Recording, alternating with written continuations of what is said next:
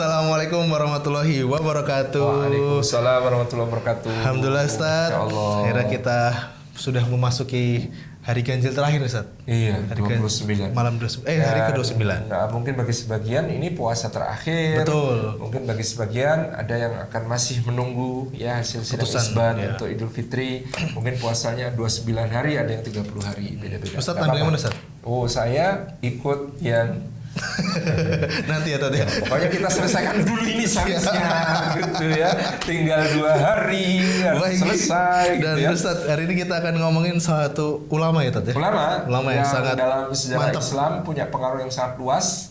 Ya, punya karya-karya tulis yang sangat banyak dan jago nulis nih Tat ya. Luar biasa. Beliau juga mengabdikan hidupnya itu untuk berjihad fisabilillah, mengalami ujian-ujian dalam kehidupannya dan dalam beberapa aspek kontroversial sampai hari ini. Wah, siapakah beliau Ustaz? Beliau adalah Ibnu Taimiyah, Ahmad Taqiyuddin bin Syihabuddin bin Taimiyah yang kemudian lahir di Haran pada tahun 1261. Itu adalah 3 tahun setelah jatuhnya Baghdad. Iya. Dan setelah jatuhnya Baghdad ini, wilayah-wilayah kaum muslimin semakin terancam sehingga pada waktu usianya 7 tahun dia pindah dari kota Haran menuju ke kota Damaskus. Keluarganya itu hijrah dari Haran ke Damaskus karena ancaman pasukan salib semakin mendekat, gitu ya.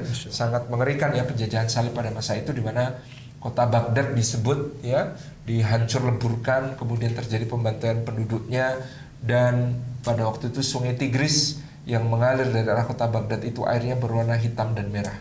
Merah karena orang-orang yang disembelih, dibantai, dan hitam itu karena buku-buku dari Baitul Hikmah, perpustakaan agung Baghdad itu dibuangin ke dalam sungai, habis-habisan tintanya itu yang dari buku-buku itu kemudian larut dan membuat Sungai Tigris itu berwarna kehitaman. Itu yang mungkin membuat salah satunya gap ilmu pengetahuan di Islam tuh hilang ya Tata. Sampai saat ini hancurnya Baghdad oleh Mongol dianggap sebagai salah satu titik mundur peradaban manusia, gitu ya. Betul. Titik mundur peradaban manusia karena kita memiliki khasanah ilmu yang sangat luar biasa, semuanya hilang oleh hancurnya perpustakaan Baghdad di tahun 1258.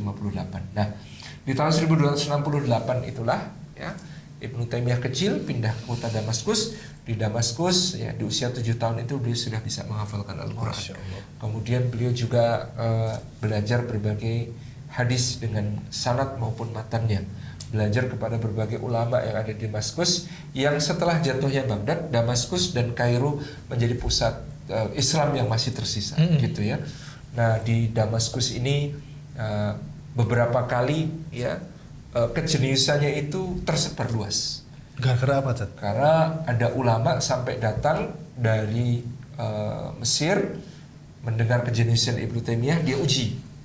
Dia meriwayatkan hadis dengan diacak matan dan sanadnya. Oh, jadi ditukar-tukar ya Tat? Ditukar-tukar. Nanti kemudian ternyata Ibnu Taimiyah berhasil menyusunnya kembali. Masya Allah. Ya ini sanadnya, ini matanya. Ini sanadnya, ini matanya. Beneran ini paham ya Tat berarti. Maka ulama itu tersenyum mengatakan, demi Allah kalau anak ini tumbuh menjadi besar, dewasa, dia akan menjadi orang besar, karena aku belum pernah ketemu anak yang seperti ini. Masya Allah, gitu Masya ya. Itu kejeniusan di waktu kecilan beliau, belajar dengan sangat tekun kepada banyak ulama, dan pada saat itu ya kondisinya adalah ya kota Damaskus dan juga kota-kota Islam yang lain, Baitul Maqdis sampai ke Mesir itu terancam oleh invasi Mongol. Maka berulang kali juga beliau bergabung dengan barisan jihad yang dipimpin para sultan-sultan Islam, pada waktu itu Sultan Ayyubiyah, dan kemudian itu dilanjutkan oleh sultan dari Kesultanan Mamluk untuk ya menangkis serangan dari orang-orang Mongol yang hendak menghancurkan wilayah Islam pada saat itu. Tapi kata Allah, masya'afa'al, di beberapa wilayah justru banyak panglima perang Mongol yang masuk Islam. Itu sisi lainnya. Jadi itu dikomentari oleh seorang sejarawan, Al-Nutainbe, tidak pernah ada penakluk yang kemudian menyerah kepada sistem keimanan yang dianut oleh yang ditaklukkannya, kecuali mereka yang menaklukkan Islam. Contohnya Mongol. Masya Allah. Biasanya kalau kita penakluk, kita yang menang, kita maksakan agama kita kepada Betul, orang yang ditaklukkan. Ditaklukkan. Iya. Ini terbalik. Ketika Mongol menaklukkan wilayah-wilayah Islam, nanti jadi ada banyak panglima-panglima Mongol dan bahkan keluarga kerajaan yang masuk Islam. Termasuk nanti diantaranya adalah dinasti Timurleng atau Tamerlane atau ya ini yang kemudian mendirikan dinasti Timurid, termasuk kekaisaran Mughal di India, itu keturunannya Timurleng. Kemudian kekuasaan kerajaan di Samarkand, itu waktu itu Emirat di Samarkand itu juga keturunan dari Timurleng. Ini Mongol-Mongol semua, tapi kemudian gitu. masuk Islam. Jadi makanya Al-Tainpe itu mengatakan tidak pernah ada satu kejadian dalam sejarah ya yang menaklukkan itu ikut agama yang ditaklukkan, kecuali yang terjadi pada penaklukan Mongol oleh. Kalau yang Mughal tadi itu sebenarnya Persia bukan sih? Mughal itu ya ini Mongol ya. Karena Timur Dynasty karena berasal dari garis keturunan Timurleng yang merupakan salah seorang panglima Mongol. Masya Allah. Tapi kalau sekarang Mongol udah bukan Islam betul? Kalau yang dimaksud Mongol adalah negara Mongolia yang ada beribu kota di Ulaanbaatar, mungkin sedikit muslimnya. Tapi orang yang disebut sebagai Mongol pada zaman itu adalah termasuk suku-suku Turkish yang ada di atau Atrok yang ada di wilayah Asia Tengah. Maka Kazakhstan, Kyrgyzstan, Uzbekistan, Turkmenistan itu wilayah-wilayah yang dulu ya penduduknya orang menyebut gampangnya Mongol. Gitu. Nah, kalau umroh kelihatan gede-gede nih saat orang-orangnya pakai topi khusus. Makanya kotak-kotak, kemudian wajahnya itu kayak lebar banget. Iya, betul. Itu adalah orang yang dulu disebut sebagai Mongol. Dan itulah yang kemudian mereka menaklukkan wilayah Islam, tapi mereka ditaklukkan oleh Islam. Masya Allah.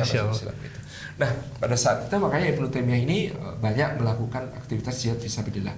Jadi hari-harinya dibagi belajar, mengajar, menulis, kemudian beliau berjihad fisabilillah dan sebagainya, dan itu mengasah keistimewaan intelektualitas beliau itu. Beliau itu bisa nulis buku dalam sekali jalsah, sekali duduk. Nulis buku Suatu saat beliau ada di kota Wasit. Kota Wasit itu kata di Irak, salah satu markas di mana beliau turut serta dalam pasukan yang berjihad. Ketika di kota Wasit itu, penduduk kota Wasit kemudian mendatangi beliau, minta tolong tuliskan untuk kami ya satu risalah kecil prinsip-prinsip akidah yang kemudian bisa kami pegangi sebagai akidahnya Ahlussunnah wal Jamaah. Ibnu Taimiyah duduk dari ba'da asar sampai maghrib jadi satu buku. Masya Allah. ngeri. Jadi memang jenius ya dalam berbagai aspeknya. Beliau ini orang jenius. Demikian pula beliau kemudian menulis banyak sekali karya ya. Salah satu karya monumentalnya itu adalah Majmu' Fatawa. Majmu' Fatawa atau kumpulan fatwa-fatwa ini merangkum ya berbagai pendapat beliau terhadap berbagai persoalan di Damaskus ketika itu. Karena beliau kemudian menjadi mufti di Damaskus dan kemudian murid-muridnya mencatat fatwa-fatwa yang beliau keluarkan, dan sampai hari ini dianggap Majmu' Fatawa Ibnu Taimiyah adalah salah satu kitab kumpulan fatwa yang sangat mudah dikaji dan pelajari berbagai istinbatul ahkamnya atau pengambilan hukumnya. Karena ketika berfatwa Ibnu Taimiyah selalu mengajukan dalil-dalil dengan sangat disiplin. Qur'annya apa? Hadisnya apa? Kemudian tafsir Quran ini ya, kemudian ini hadisnya, kemudian mafhum hadis ini. Nah, terkait dengan pertanyaan tadi maka jawabannya begini. Menarik. Kemudian biasanya beliau mengutip qaul pendapat ulama terdahulu, ulama ini berpendapat begini, lalu beliau mentarjih. Terakhir itu beliau mentarjih, menguatkan pendapat yang menurut beliau tepat atau memberi kesimpulan. Itu jadi sistematis. Jadi urut ya, mungkin pada masa itu banyak kitab-kitab kumpulan fatwa ulama lain, tapi biasanya direct answer. Tanya apa? Kalau gini jawabnya gini ya. Ini jawabannya begini. Ibnu Taimiyah tidak, tadi ada alur berpikir yang ditunjukkan, dan ini menjadikan orang sangat mudah mempelajari bagaimana fikih sekaligus usul fikih yang diterapkan Ibnu Taimiyah pada saat itu ketika kemudian menjawab berbagai macam persoalan masyarakat. Beliau juga menulis kitab seperti Iqtida'us Shiratal Mustaqim, bagaimana menempuh jalan yang lurus. Kemudian beliau juga membantah terutama pada waktu itu orang-orang Syiah Rafidhah yang sangat banyak sekali berkeliaran dan mengacau di tengah kaum muslimin, menjadi musuh dalam selimut, mengunting dalam lipatan dan sebagainya. Seperti kita tahu sejak masa Nuruddin mereka, atau bahkan sebelumnya di masa Perdana Menteri Nizamul Muluk di Baghdad dulu, sekte maut yang disebut sebagai Hasasin di Benteng Alamut itu ya sering melakukan pembunuhan-pembunuhan kepada para pemimpin Ahlus Sunnah wal Jamaah. Ya Allah. Gitu ya. Salah satu korbannya ya Nizamul Muluk, ya, yang lain Salahuddin Ayyubi itu sampai hampir 3 kali dibunuh. Allah. Gitu ya. Itu karena memang mereka dendam kepada Salahuddin Ayyubi karena Salahuddin yang mengambil alih Mesir dari Daulah Fatimiyah yang Syiah, sekaligus juga mereka memang banyak diupah. Makanya assassin itu sekarang menjadi pembunuh bayaran. Oh, istilah dari kata itu ya. Dari kata assassin, dari kata hasis. Hasis itu ganja. Oh. Jadi mereka kalau mau melakukan aksinya itu dalam keadaan setengah sadar, ya, supaya mereka punya keberanian yang lebih dan gak ada ketakutan. Gak ada ketakutan sama sekali. Ya, Itu kemudian menjadi asal kata dari assassin, yang kemudian dalam dunia barat itu pembunuh bayaran. Gitu. Malah ada game ya, Assassin's Creed Iya, dan lain sebagainya. Itu yang harus dihadapi pada saat itu. Nah, Ibnu Taimiyah itu sangat gigih membantah orang-orang yang berpaham Syiah Rafidhah, ya, sampai-sampai para ulama di kemudian hari mengkritik Ibnu Taimiyah tentang hal ini karena dengan terlalu keras membantah Syiah Rafidhah itu dalam peristiwa-peristiwa yang terjadi pada awal Islam seperti fitnah yang menimpa Sayyidina Ali, Sayyidina Hasan, Sayyidina Husain, seakan-akan Ibnu Taimiyah menyalahkan Ahlul Bait dan membela Bani Umayyah yang sebenarnya juga punya andil salah yang besar dalam melakukan kezaliman kepada keluarga Ali bin Abi Thalib. Jadi itu salah satu kritik untuk Ibnu Taimiyah yang berasal dari ulama-ulama berikutnya, termasuk muridnya Imam Ad-Dhahabi, kemudian Imam Ibnu Katsir, kemudian Imam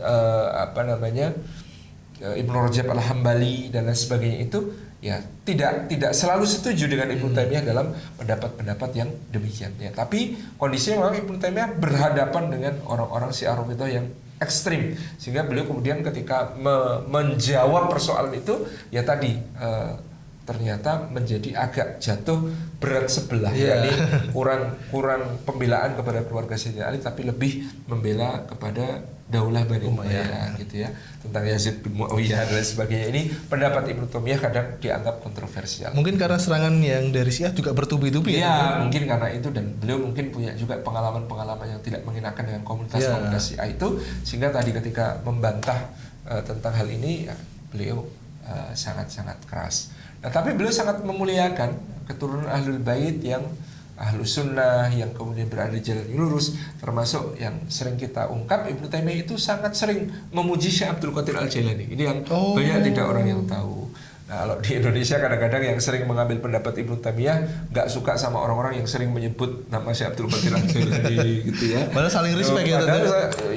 Ibnu Taimiyah di masa kemudian, jadi tidak sempat ketemu Syekh Abdul Qadir Al-Jailani. Selisih kira-kira 150 atau 200 tahun gitu ya. Jadi beda zaman. Sehingga Ibnu Taimiyah banyak memuji Syekh Abdul Qadir Al-Jailani, Imam Junaid Al-Baghdadi. Jadi kalau dikatakan dengan mengkritik Ibnu Taimiyah anti takhayul bid'ah khurafat, anti berbagai dunia sufi dan tasawuf, zikir-zikir dan sebagainya. Ini kadang-kadang orang tidak menyimak biografinya Ibnu Taimiyah yang diceritakan Ibnu Qayyim Al-Jauziyah. Jadi di antara murid-murid Ibnu Taimiyah yang paling sufi, paling tasawuf, paling tazkiyatun nafas kan Ibnu Qayyim. Ibnu Qayyim Al-Jauziyah justru dalam kesaksiannya banyak menulis, guru saya ini punya wirid harian, wirid pagi.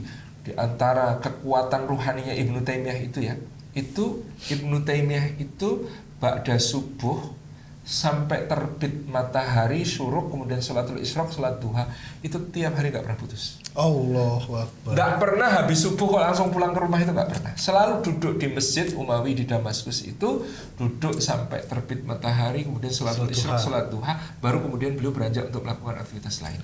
Ini yang habis subuh tidur tertampar keras. Dan itulah Ibnu Taimiyah, dan konon itulah kekuatan ruhani yang paling kuat dari beliau. Kemudian beliau juga punya aurat ya, atau wirid-wirid yang khas Ibnu Taimiyah.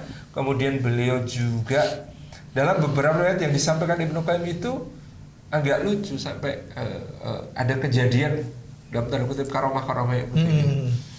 Ibnu Taimiyah itu pernah berada di 2 tempat dalam satu waktu. Wah, ini gimana ceritanya? Karena yang satu itu ternyata jin yang menyerupai beliau. Allah. Dan ketika disampaikan kepada beliau ya gimana langsung lagi tahu ya? Gitu, nggak masalah gitu ya. Artinya hubungan Ibnu Taimiyah dengan alam jin dan lain sebagainya itu tidak sekaku orang yang bayangkan sekarang beliau anti dengan hal yang seperti itu, tidak percaya sama sekali dengan hal seperti itu. Enggak, itu menurut Ibnu Qayyim itu guru saya itu pernah diserupai oleh jin di tempat ini. Itu tujuannya apa jinnya itu? Ya, jinnya pun mungkin jin yang baik karena kemudian ada orang lagi membutuhkan beliau, kemudian ada yang bertanya, ada yang minta didoakan. Jinnya soleh bisa jadi. Itu ceritanya Ibnu Qayyim al-Jauziyah ketika menceritakan gurunya. Dan Ibnu Taimiyah itu dalam soal akhlak juga kata Ibnu Qayyim, saya kagum sama beliau. Jadi Ibnu Taimiyah itu kan karena dia dari mazhab Hambali, sementara mazhab lain terutama mazhab Hanafi pada saat itu karena kekuatan mazhab Hambali di tangan Ibnu Taimiyah yang sangat kuat, mempengaruhi sultan dan sebagainya, kemudian ada ulama yang kemudian memfitnah beliau. Itu ketika ada ulama memfitnah beliau ini, satu hari Ibnu Qayyim itu yang masih muda waktu itu lapor sama gurunya, berbahagialah wahai guru, orang yang suka memfitnahmu sudah meninggal hari ini. Tiba-tiba Ibnu Taimiyah masuk ke dalam kamarnya, ganti baju, baik, ayo ikut aku. Kemana? Kita urus jenazahnya. Allah. Nah, kemudian Ibnu Taimiyah mengurus jenazah ulama yang sering memfitnahnya tersebut, yang tidak suka pada beliau, sampai menguburkan, sampai selesai semuanya, mendoakan. Bahkan Ibnu Taimiyah orang yang keluar terakhir dari kuburan ketika semua sudah keluar. Kemudian Ibnu Qayyim kan pikir udah selesai, ayo ke rumahnya. Loh, mau ngapain lagi? Ini aku ada beberapa simpanan mau aku berikan kepada ahli waris. Masya Allah. Jadi kata Ibnu Qayyim, guruku ini istimewa gitu ya. Jadi kadang-kadang orang menganggap dia keras kalau berdebat ya. Ibnu Taimiyah itu memang kalau berdebat itu tajam. Dan kadang-kadang lawan-lawannya bisa sakit hati ketika berdebat dengan Ibnu Taimiyah. Tapi kalau sudah menunjukkan akhlaknya seperti ini, beliau ini luar biasa gitu ya. Dan itulah Ibnu Taimiyah yang hidupnya diwarnai berbagai macam ujian, termasuk di akhir hayat itu beliau itu dipenjarakan. Jadi beberapa kejadian itu sampai kata Ibnu Qayyim, beliau itu berjihad melawan penjajah Mongol, dipasang di depan oleh para sultan untuk menyemangati kaum muslimin. Begitu selesai pulang karena wibawanya besar, ya karismanya luar biasa, dianggap membahayakan wibawa para sultan dan ulama lain. Dia pulang masuk penjara. Aduh. Nanti kalau musuh mau datang menyerang lagi, Ibnu Taimiyah pasang lagi di medan tempur di depan dan lain sebagainya. Itu yang terjadi pada beliau. Di akhir hayat tadi karena terkena fitnah, termasuk tentang fitnah bahwa beliau seorang mujassimah, seorang ahli tajassim. Artinya dalam akidah seakan-akan orang menuduh Ibnu Taimiyah meyakini Allah itu punya jasad, Allah itu punya badan seperti manusia. Karena Ibnu Taimiyah termasuk dalam orang yang mengikuti pemahaman athariyah dalam soal akidah, sehingga beliau biasanya berfaham tafwid. Kalau Allah mengatakan dia punya tangan, ya Allah itu punya tangan. Cuma tentang seperti apanya kita tidak tahu. Allah punya wajah, ya Allah punya wajah. Gitu ya. Allah istiwa di atas arsy, ya berarti istiwa di atas arsy. Allah turun ke langit dunia, ya Allah turun ke langit dunia, dan lain sebagainya. Nah itu pemahaman seperti itu kan menjadi clash dengan yang berpemahaman Asy'ariyah dan berpemahaman Maturidiyah yang waktu itu merupakan mayoritas di dunia Islam. Nah, hal seperti ini menjadi rawan bagi beliau untuk diadukan kepada para ulama, oleh para ulama lain kepada penguasa yang bisa menjadikan beliau tertuduh telah kafir. Karena meyakini Allah punya jasad itu kafir gitu. Nah itu misalnya gitu dan lain sebagainya. Meyakini Allah itu serupa dengan makhluk itu kafir gitu dan lain sebagainya. Sehingga kemudian akhirnya beliau dipenjara di benteng Qal'ah Damaskus, dan bahkan di dalam penjara pun ketika kertas dan pena tidak boleh diberikan sebelumnya, bebas kertas pena. Ternyata beliau nulis risalah, nulis kitab menghadapi pertanyaan-pertanyaan dari berbagai penjuru dunia Islam. Tetap bisa jawab kitab-kitabnya beliau dalam buku Mimul. Akhirnya tidak diizinkan kertas dan pena masuk. Ternyata beliau nggak kurang akal. Jadi dia minta arang dan jelaga dari penjaga sipir penjara. Di dinding penjara dia nulis 2 buku. Judulnya Risalah Hamawiyah dan Risalah Tadmuriyah. Jadi masih sempat seperti itu. Kemudian muridnya kan kadang-kadang menjenguk dan sedih dengan keadaan beliau. Beliau mengatakan jangan sedih, apa yang kalian sedihkan? Nah, kenapa guru tidak bersalah tapi diperlakukan seperti ini?